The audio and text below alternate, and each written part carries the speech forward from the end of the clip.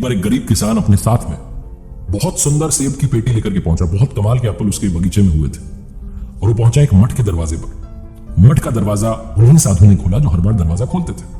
जैसे उन्होंने दरवाजा खोला, इस गरीब किसान ने उनको प्रणाम किया और कहा कि महाराज जी, आपके लिए पहली बार हमारे बगीचे में बड़ी अच्छी पैदावार हुई है।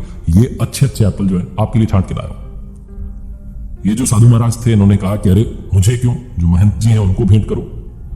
तो उस गरीब किसान ने कहा कि नहीं, मैं उनको कहां जानता हूं, मैं तो दूर से उनके दर्शन करता हूं, मुझे तो आप ही मिलते हैं और आप ही ने मेरा ख्याल रखा है। जब मेरे बगीचे में हाल बेहाल थे, खेती सही नहीं थी, बगीचे सूखे पड़े थे, तब आपने मुझे संभाला, आपने मुझे भोजन कराया, मेरा ख्याल रखा, तो मेरी तरफ से तो ये आपके लिए भेंट है।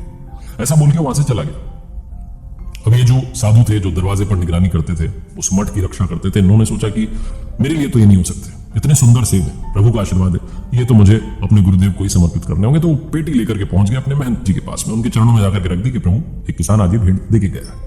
ऐसा बोल के वहां से आ गए। अब महंत जी ने सोचा कि हमारे आश्रम में एक बाबा हैं जो इस वक्त बीमार चल रहे हैं, उनके लिए सेब होंगे, बड़े अच्छे हैं, बड़े सुंदर हैं, ऐसे तो हमने देखे नहीं, ये प्रभु का आशीर्वाद उन्हीं के लिए आया है। तो ऐसा सोच करके उन्होंने वो जो सेब की पेटी थी वो उन बाबा जी के कक्ष में पहुंचा दी जो बीमार चल रहे थे।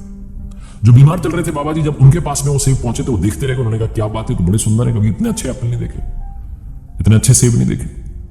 अब बजाय कि उन्होंने खाने के, उन्होंने सोचा कि जो मेरे लिए भोजन पका रहे हैं, जो यहां पर मेरा ख्याल रख रहे हैं, वो जो बाबा जी है उन तक पहुंचा देता हूं। तो ऐसा सोच करके उन्होंने, जो वहां भोजन बनाते थे जो साधु, उनके पास वो पेटी पहुंचाई और कहा कि ये आपके लिए, क्योंकि आप मेरा ख्याल रखते हैं, बीमार हूं, मुझे समय पर भोजन पहुंचा रहे हैं, तो मेरी तरफ से आपके लिए भेंट है। बहुत सुंदर ये सेब है, बहुत अच्छे एप्पल। उनके पास में जो किचन का सारा काम देखते थे, उन बाबा जी के पास में वो पेटी पहुंच गई।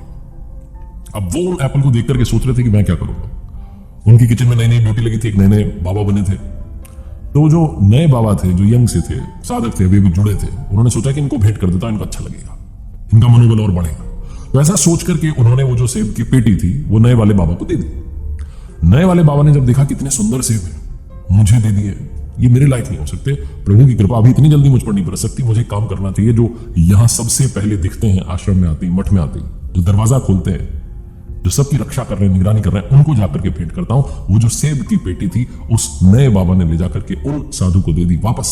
इनके पास सबसे पहले आई थी और कहा कि महाराज, ये आपके लिए इतने सुंदर सेब मैंने नहीं देखे, ये मैं आपको भेंट करता हूं। वो कुछ बोले नहीं, मुस्कुरा करके रह गए और प्रभु का आशीर्वाद समझ करके वो फल खा लिए। वो समझ गए कि ये आई मेरे लिए ही थी, चाहे मैंने इसे आगे बढ़ा दिया, लेकिन घूम करके वापस मेरे पास आ गए। इस दुनिया में अगर कुछ अच्छा कर रहे हैं तो वो घूम करके वापस जरूर आएगा। जो आपके कर्म है उनका फल आपको जरूर मिलेगा। यही लॉ ऑफ कर्मा है, यही इस दुनिया का नियम है, इसी से दुनिया चल रही है।